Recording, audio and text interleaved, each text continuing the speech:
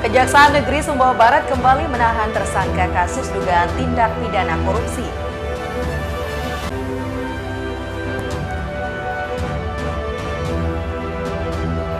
Residivis curas berinisial CK kembali ditangkap tim Opsnal Polsek Sandubaya.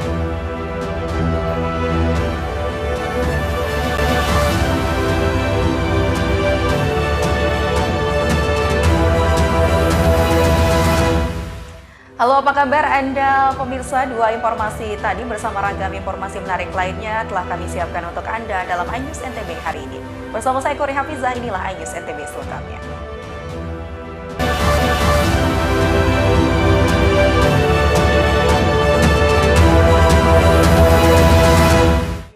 Kita ke informasi pertama, pemirsa. Kejaksaan Negeri Sumbawa Barat kembali menahan tersangka kasus dugaan tindak pidana korupsi pengelolaan keuangan Perusda Sumbawa Barat 2016-2021 yang merugikan negara hingga 2,1 miliar rupiah. Tersangka dugaan tindak pidana korupsi pengelolaan keuangan perusahaan daerah Kabupaten Sumbawa Barat akhirnya memenuhi panggilan Kejaksaan Negeri Sumbawa Barat. Setelah dilakukan pemanggilan selama 2 kali, tersangka berinisial EK didampingi penasihat hukum memenuhi panggilan Kejaksaan Negeri Sumbawa Barat dan langsung dilakukan penahanan.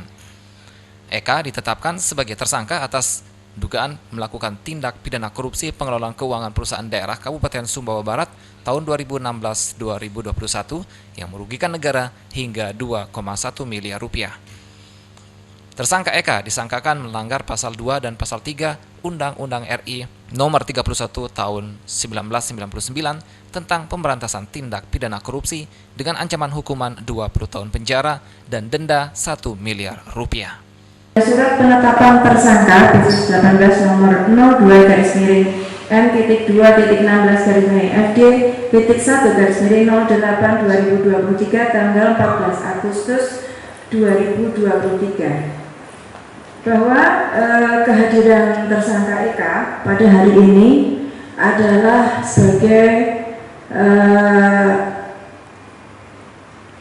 bentuk hasil usaha kami untuk melakukan pemanggilan tersangka yang ketiga kalinya, karena sesuai yang kami sampaikan pada jumpa pers yang lalu, memang di kejaksaan, di instansi kami ada SOP untuk pemanggilan tersangka ini. Dalam kaitan status EK dalam kapasitasnya sebagai tersangka, hari ini yang bersangkutan memenuhi panggilan kami yang ketiga kalinya. Saat ini tersangka EK dilakukan penahanan selama 20 hari ke depan guna penyelidikan lebih lanjut. Dari Kabupaten Sumbawa Barat, Topan Iswandi, iNews melaporkan. Ya, pemirsa, residivis curas berinisial CK kembali ditangkap tim Opsnal Polsek Sandubaya karena mencuri handphone. Terduga pelaku CK digelandang polisi saat gelar perkara di Mapolsek Sandubaya. Terduga pelaku kembali ditangkap polisi karena mencuri HP milik korbannya yang ditaruh di dashboard kendaraan di TKP Pusat Perbelanjaan di wilayah Karang Taliwang. Di hadapan polisi, terduga pelaku CK mengaku nekat mencuri HP untuk mengirimkan uang kepada anaknya yang ada di Pulau Sumbawa. Mau mampir buat beli rokok, langsung HP-nya ada ini. HP-nya ada di kartu motor yang terparkir di depan motor saya. Nah, terus saya ambil. Bagus. Mungutnya di sana gitu ya. Coba. Tersangka mengambil sebuah handphone di kendaraan yang sedang parkir dan uangnya informasi digunakan untuk mengirimi anaknya. Sebelumnya ini pelaku adalah residivis. Selain mengamankan pelaku, polisi juga mengamankan 1 unit HP sebagai barang bukti. Pelaku dijerat pasal 362 KUHP tentang pencurian dengan kekerasan dengan ancaman 5 tahun penjara. Dari Mataram, Hari Kasidi, iNews memberitakan. Ke informasi lainnya, pemirsa, puluhan ribu peserta program Jaminan Kesehatan Nasional di Lombok Timur menunggak pembayaran iuran dan didominasi oleh peserta mandiri. BPJS Kesehatan Cabang Selong mencatat peserta program JKN yang menunggak iuran sebanyak 42.985 peserta Jaminan Kesehatan Nasional Mandiri di Lombok Timur menunggak iuran. Untuk peserta mandiri, jumlah tunggakannya mencapai 35 miliar 400 juta lebih. Jumlah ini belum ditambah dengan tunggakan peserta bukan penerima upah dari APBD Pemda Lombok Timur. Pihak BPJS Kesehatan berharap agar para peserta JKN bisa segera melunasi tunggakan dengan cara mencicil melalui program pembayaran bertahap atau rehab. Keaktifannya masih di bawah 25%. Artinya dari 100 yang mendaftar itu, yang rutin bayar iuran itu hanya 25, seperti itu. Dan kalau kita, ya ini yang masih kita gugah lah. Ya itu yang kita selalu tawarkan kepada masyarakat yang menunggak melalui namanya sistem rehab. Artinya rencanakan pembayaran secara bertahap seperti itu.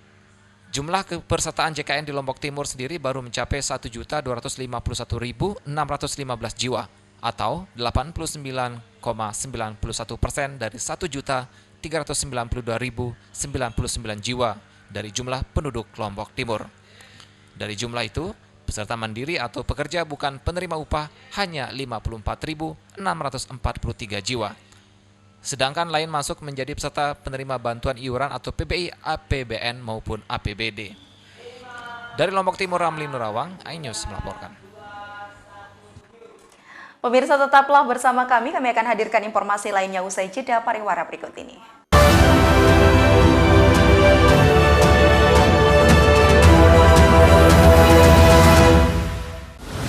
Menyoroti kecurangan. TTS ini bukan soal korupsi.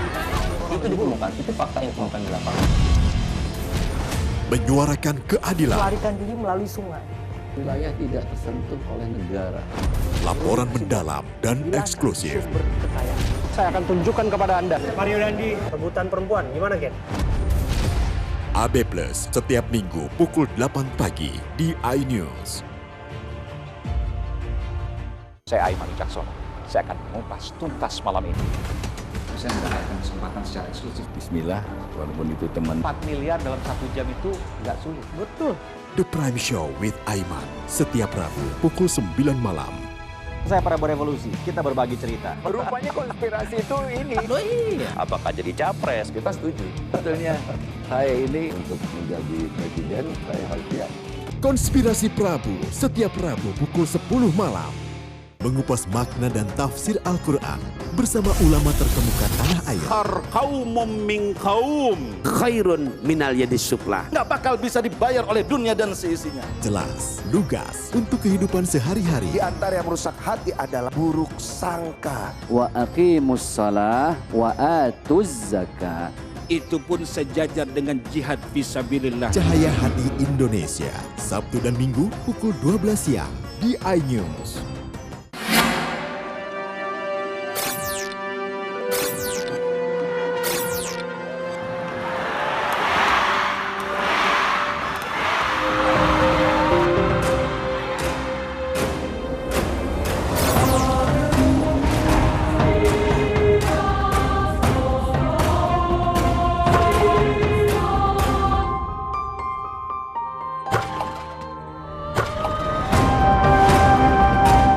Selamat datang di iNews Today. Lengkapi pagi Anda dengan update informasi terkini. Apa penyebabnya? Apakah karena aspal ruas jalan ini ambles membentuk lubang? Boleh nggak sih dikasih senjata? Nggak boleh. Saya punya di bawah supervisor. Kita akan langsung bergabung bersama Giselia Nurrahman. Sejumlah bahan pokok mulai mengalami kenaikan. iNews Today setiap Senin sampai Jumat pukul 10 pagi di iNews. Tuduhan saya menerima 27 miliar. Yang menghina saya, mencaci maki saya. Hukum di negeri ini yang kalau nggak dikawal penipuan dan legal berkedok rumah kasus mega korupsi dipicu terkait masalah. Jangan bilang Anda tidak tahu karena kami sudah memberitahukannya. iNews File Sabtu dan Minggu pukul 9 pagi.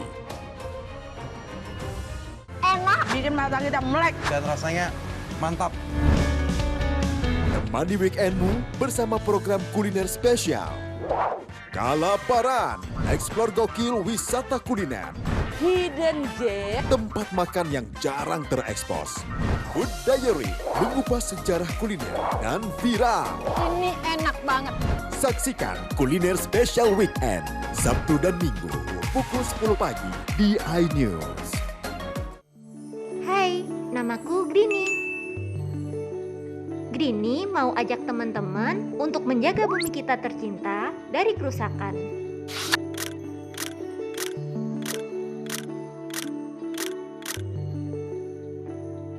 Mau tahu gimana caranya? Yuk, hemat energi teman-teman.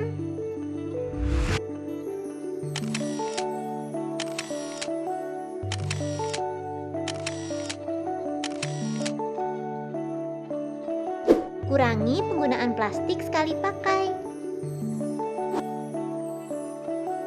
Terus mainan kita kalau udah nggak dipakai, sumbang ke teman lain yang membutuhkan.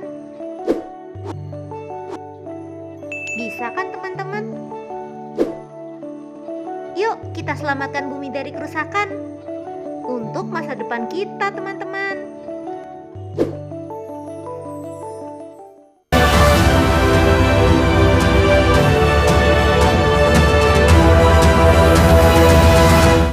Terima kasih pemirsa, Anda masih bersama kami. Kita ke informasi selanjutnya. Sejumlah warga di Kabupaten Sumbawa Barat kesulitan air bersih untuk memenuhi kebutuhan sehari-hari akibat terdampak kekeringan sejak 2 bulan lalu. Musim kering yang melanda sejumlah daerah berdampak bagi masyarakat. Sejumlah desa di Kabupaten Sumbawa Barat, Nusa Tenggara Barat dilanda krisis air bersih sejak 2 bulan terakhir. Salah satu desa yang terdampak kekeringan di Kabupaten Sumbawa Barat yaitu Dusun Sapugara, Kecamatan Berangrea. Masyarakat Dusun Sapugara mengaku sudah 2 bulan mengalami kekeringan dan krisis air bersih. Mereka hanya bisa memanfaatkan sumber air yang cukup jauh dari pemukiman untuk memenuhi kebutuhan mencuci dan mandi. Bahkan tidak jarang, masyarakat harus rela mengantri menunggu bantuan air bersih dari anggota Polres Sumbawa Barat yang rutin membantu kebutuhan air untuk masyarakat.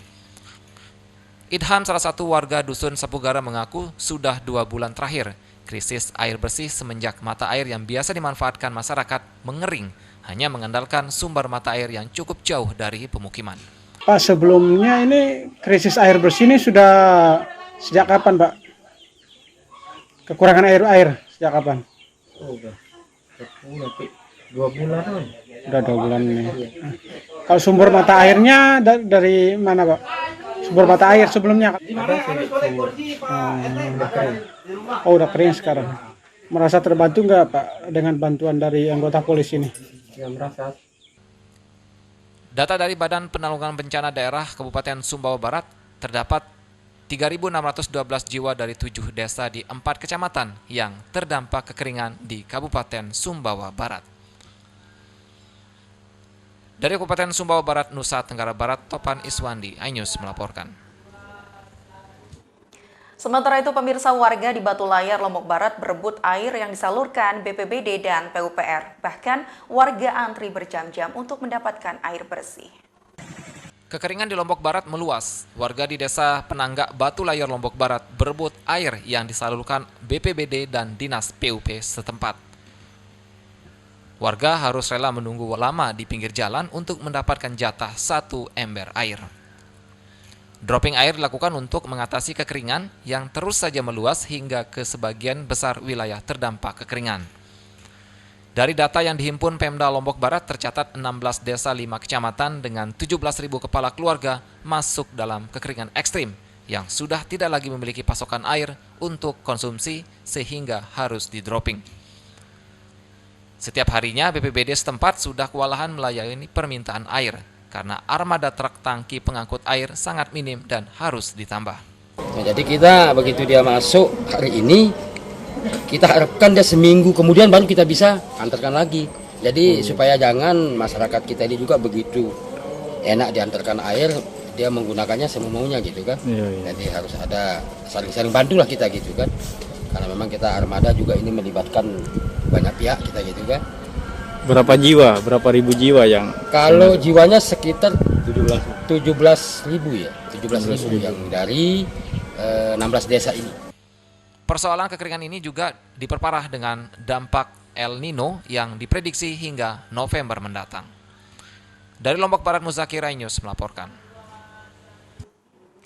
Keinformasi lainnya, pemirsa, sejumlah agen LPG di Lombok Tengah berlakukan pembelian gas dengan KTP. Langkah ini agar penjualan LPG bersubsidi tepat sasaran bagi warga kurang mampu. Pembelian gas LPG menggunakan KTP telah diberlakukan di Kabupaten Lombok Tengah sejak bulan Januari. Namun pembelian dengan KTP dilakukan secara bertahap di masing-masing agen dan penjual eceran. Pemberlakuan pembelian LPG subsidi dengan KTP ini untuk memastikan pendistribusian tepat sasaran ke warga kurang mampu atau miskin. Kabid Perdagangan Lombok Tengah menjelaskan, KTP warga yang membeli gas datanya akan dicocokkan dengan data yang ada dalam DTKS atau data terpadu kesejahteraan sosial. Sementara itu, jika nantinya data masyarakat menengah ke atas masuk dan diketahui menggunakan gas LPG, maka tidak akan dibolehkan lagi untuk menggunakan LPG tersebut. Selain memastikan gas LPG melon sesuai sasaran, langkah ini juga untuk mengantisipasi pengurangan gas sehingga gas yang terdistribusi ke Lombok Tengah aman. Kita anggaplah satu kakak itu 4 orang kan, kalau memasak dengan menggunakan satu tabung 1 atau 2 ini kan gitu. Jadi itu tujuannya, jadi agar industri kecil yang PKL, kemudian industri kecil lainnya itu bisa menggunakan itu gitu, kebermanfaatannya memang untuk industri kecil dan masyarakat yang ada namanya kurang mampu ya, yang ada dalam DPKM gitu. Jadi kalau misalnya merasa dengan gaji 5 juta ke atas gitu kan, sebenarnya tidak boleh tinggi sebenarnya itu. Jadi berdasarkan data Dinas Perdagangan Lombok Tengah, jumlah gas LPG melon saat ini 27.000 dengan jumlah yang masih bersalur sebanyak 24.000 gas. Sementara itu, Dinas Perdagangan telah mengusulkan penaikan pendistribusian jumlah gas menjadi 30.000 ton gas LPG. Dari Lombok Tengah, Emma Widiawati News melaporkan. Baik pemirsa, kami hadirkan informasi lainnya usai jeda pariwara berikut ini.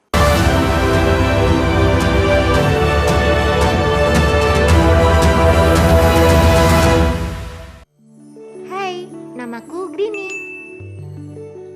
Grini mau ajak teman-teman untuk menjaga bumi kita tercinta dari kerusakan.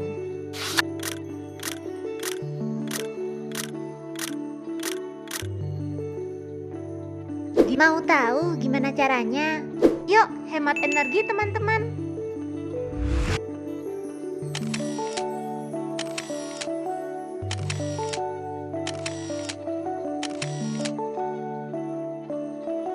Kurangi penggunaan plastik sekali pakai.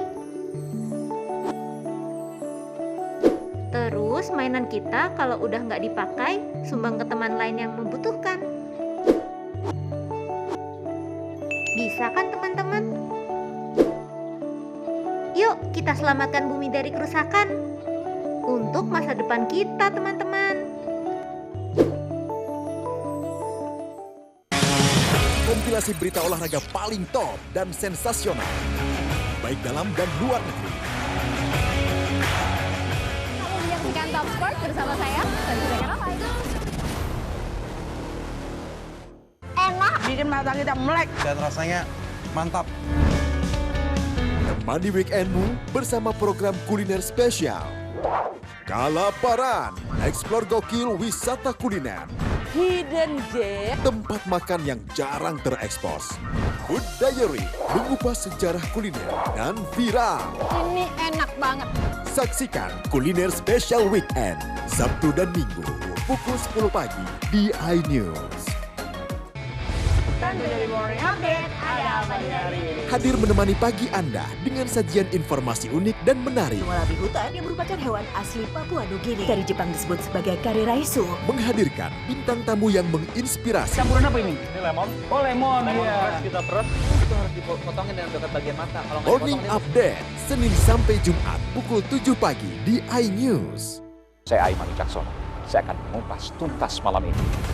Saya mendapatkan kesempatan secara eksklusif. Bismillah, walaupun itu teman. 4 miliar dalam 1 jam itu nggak sulit. Betul. The Prime Show with Aiman, setiap Rabu pukul 9 malam. Saya Prabowo Revolusi, kita berbagi cerita. Rupanya konspirasi itu ini. Oh iya. Apakah jadi capres? Kita setuju. Sebetulnya saya ini untuk menjadi presiden, saya harus siap. Konspirasi Prabu, setiap Rabu pukul 10 malam.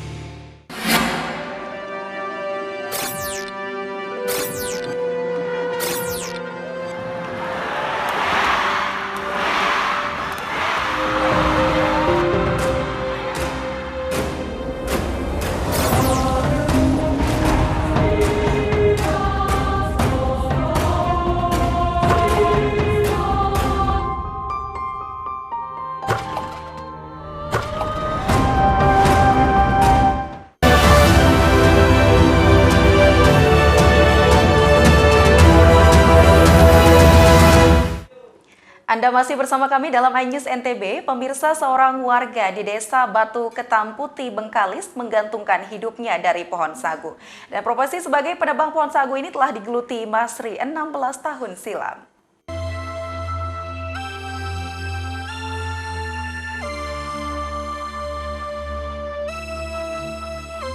Indonesia merupakan negara penghasil sagu terbesar di dunia. 60% bahan pangan produk sagu berasal dari Nusantara. Papua dan Maluku adalah dua provinsi penghasil sagu terbesar di Indonesia Timur. Sementara di wilayah barat, Riau menjadi provinsi penghasil sagu terbesar. Sedangkan Bengkalis merupakan salah satu kabupaten penghasil sagu berkualitas premium di Riau. Kebun sagu menjadi lahan pertanian yang terluas di Bengkalis, yakni sekitar 17.700 hektar. Salah satunya Desa Ketam Putih yang hingga kini masih bertahan sebagai penghasil sagu.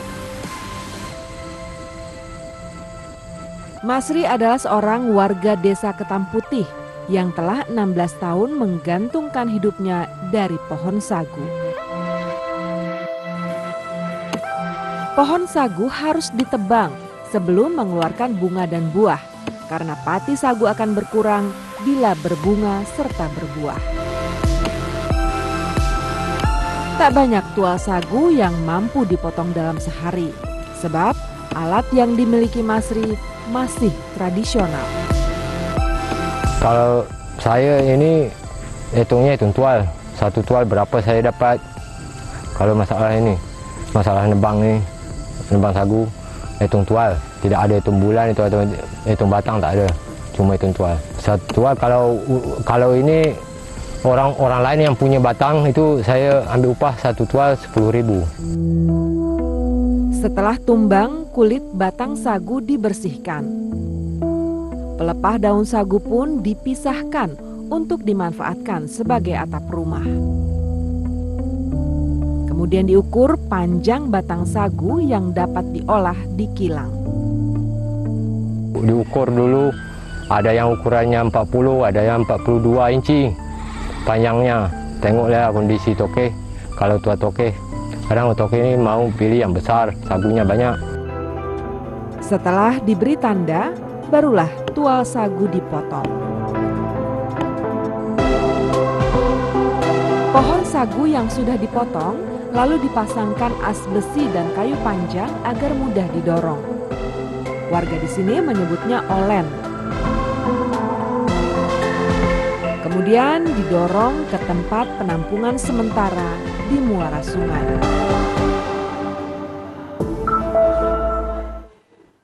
Ya pemirsa, kita ke informasi wisata. Untuk Anda yang ingin berwisata ke Pulau Lombok, cobalah sesekali Anda mengunjungi objek wisata air terjun Tiu Teja. Selain menawarkan panorama alam yang cukup asri, air terjun ini juga menawarkan keindahan pelangi di bawah air terjun. Anda penasaran seperti apa? Ini dia liputan selengkapnya untuk Anda.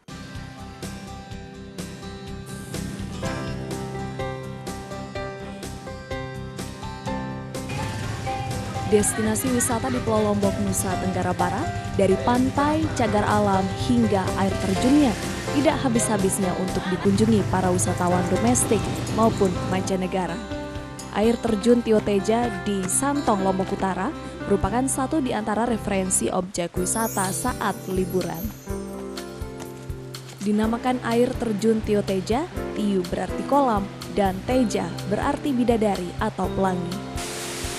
Akses menuju air terjun ini melewati perkampungan warga dan perkebunan kopi, serta harus menuruni anak tangga sepanjang 200 meter ke bawah untuk sampai ke air terjun.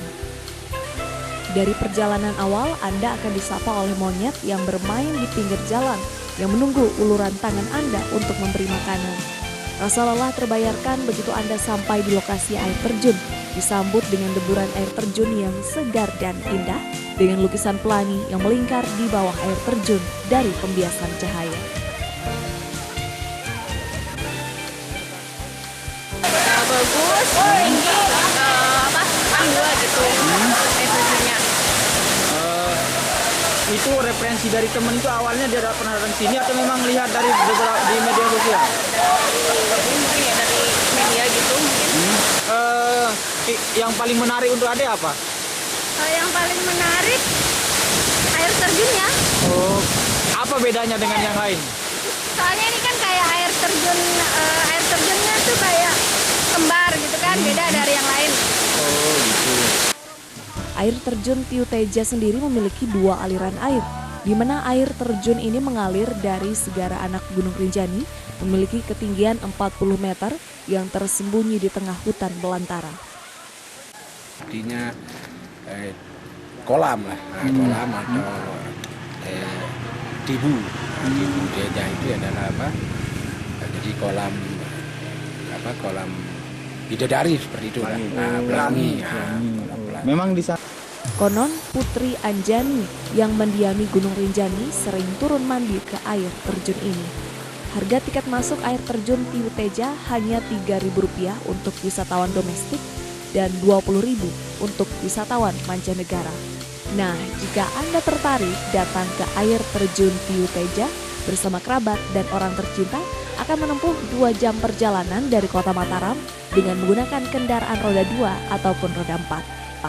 Dari Lombok Utara, Tim Liputan iNews melaporkan. Pemirsa, batok kelapa oleh sebagian orang dianggap limbah, namun oleh warga Bonder, Lombok Tengah diolah menjadi bahan baku kerajinan yang memiliki nilai ekonomi yang tinggi. Batok kelapa merupakan limbah yang berasal dari buah kelapa yang sudah diambil dagingnya. Biasanya batok kelapa langsung dibuang karena dinilai tidak berguna lagi. Tetapi di tangan Bapak Lalu Surya Bakti, batok kelapa ini disulap menjadi berbagai macam kerajinan unik yang mampu mencuri perhatian. Awal mula kerajinan batok kelapa ini didasari karena perekonomian yang mendesak saat pandemi COVID-19, sehingga memutar ide untuk mengolah batok kelapa menjadi pundi-pundi rupiah. Alhamdulillah banyak, dari kendi, teko, gantungan kunci, ada juga miniatur ikan, siput, termasuk juga mangkok dan gelas begitu. Kemudian ada lagi nggak Pak? Atau baru itu saja? Banyak, celengan juga ada, celengan sebagai tempat menabung, terus sendok, ada tempat tisu, tempat bumbu, tempat sambal, termasuk juga tempat tembakau kalau orang Lombok begitu. Kemudian ada nggak rencana ke depan untuk usahanya? Apakah ada yang mau dikembangkan? Ya, jadi rencananya ini bukan hanya batoknya saja yang mau kita proses, tapi daging daripada kelapa itu sendiri juga kita akan proses untuk kita lebih mengembangkan turunan daripada kelapa, dari daunnya, tapis kelapanya, pohonnya sampai ke akar-akarnya juga kita akan proses daripada menjadi polusi udara atau sia-sia begitu ya. Kemudian ada nggak harapan Bapak untuk usaha Bapak ini ke depannya? Ya, saya berharap ini bisa lebih berkembang, dan satu tujuan kami itu untuk membuka peluang kerja atau lapangan kerja bagi masyarakat kami. Terus yang kedua untuk lebih kita tingkatkan memakai bahan-bahan yang natural atau mengurangi penggunaan sampah plastik. Ya, mengolah limbah tanpa merusak alam itu memang tema kami. Rencana ke depan, pengrajin tidak hanya memanfaatkan batok kelapa saja, namun juga memanfaatkan daun hingga ke akarnya. Hal ini dikarenakan untuk memanfaatkan pohon kelapa dengan maksimal. Proses pembuatan kerajinan batok kelapa masih ada yang manual dan ada juga yang dibuat menggunakan mesin. Jika berkunjung ke Lombok Tengah, jangan lupa mampir ke Desa Bonder untuk melihat keunikan olahan dari batok kelapa. Dari Lombok Tengah, Tim Liputan iNews melaporkan. Ya pemirsa, demikian iNews NTB hari ini. Saya Kori Hafizah pamit undur diri. Terima kasih atas kebersamaan Anda. Wassalamualaikum warahmatullahi wabarakatuh. Sampai jumpa.